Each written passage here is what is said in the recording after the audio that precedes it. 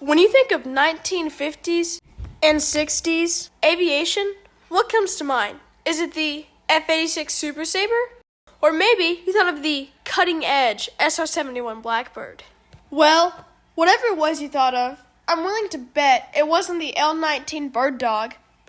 And you probably did not think of the O-2 Skymaster. Well, let's talk about some of those lesser talked about aircraft. Number 1. OV-1 Mohawk.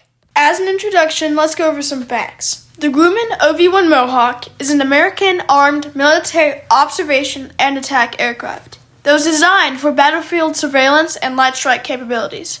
It has a twin turboprop configuration and carries 2 crew members in a side-by-side seating orientation.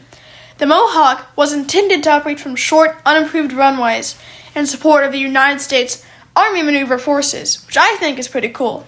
Now let's move on to those powerful engines. Powered by 2 3-blade T53-L-703 engines, capable of an impressive 23,000 RPM, the Mohawk had a max speed of 305 miles an hour.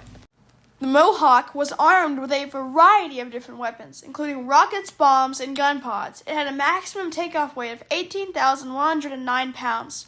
It had weapons such as a 2.75-inch folding aerial rocket, Mk-80 bombs, Zuni rockets, and Mk-40 grenade launchers, not to mention the ability to hold many 50 caliber and 30mm gun pods, so it was pretty stacked when it came to weapons. Number 2, O-1 Bird Dog. The O-1 Bird Dog was a reconnaissance aircraft with 1 pilot and 1 passenger in the back that was able to see the entire battle space. It was truly an interesting aircraft. Now let's talk performance. With a power plant of 1 Continental 047011 air-cooled flat-six 213 horsepower engine, it had a max speed of 115 miles an hour and a max horsepower of 213,000. That's pretty good. The armament of this aircraft consisted of 2 50 caliber machine guns plus 6 air-to-ground rockets or 4 target marking smoke bombs on underwing pylons. Other options included 2 250-pound bombs or a chemical spray tank or an aerial container for dropping supplies. During my research, me being a Civil Air Patrol cadet, found it very fascinating that in the early 1970s, as the O-2 Skymaster and the OV-1 Bronco replaced the O-1 on the frontline U.S. Air Force service, several former U.S. Air Force pilots influenced Civil Air Patrol to adapt these as their trainers.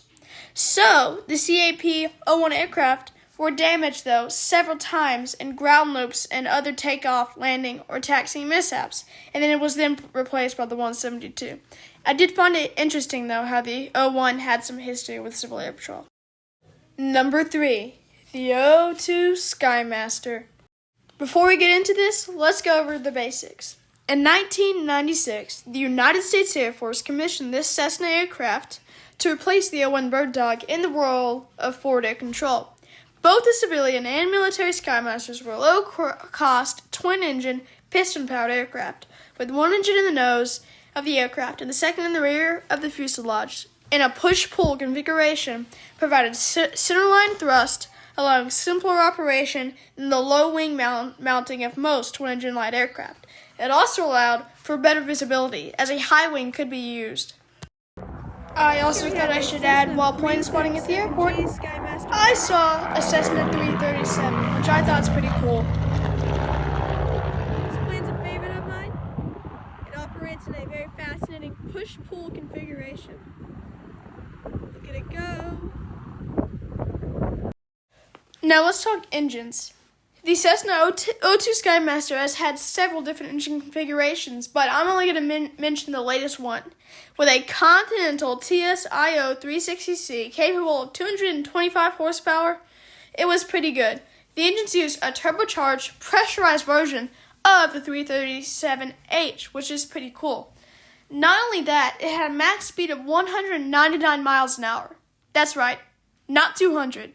If you dare say the O-2 Skymaster had a max speed of 200 miles an hour, you would be wrong.